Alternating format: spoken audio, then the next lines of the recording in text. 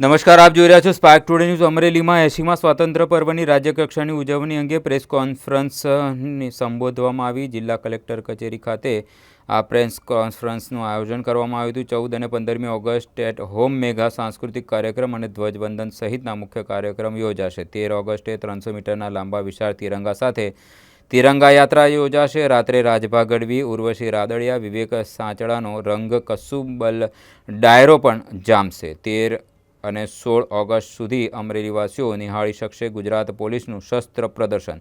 15મી ઓગસ્ટના રોજ આશરે 403.21 કરોડના ખર્ચે 66 વિકાસ કામોનું લોકાર્પણ અને ખાતમુહૂર્ત યોજાશે। અમરેલીના આંગણે દિવાળી જેવી રોશનીથી શહેરના મુખ્ય માર્ગો અને ઇમારતો શણગાર થશે। 14 ઓગસ્ટે વિભીષિકા દિવસ અંતર્ગત જિલ્લા કક્ષાનો કાર્યક્રમ યોજાશે। રાજ્યકક્ષાની ઉજવણી અંતર્ગત નાગરિકોને હરખભેર જોડાવા માટે આમંત્રણ આપવામાં આવ્યું।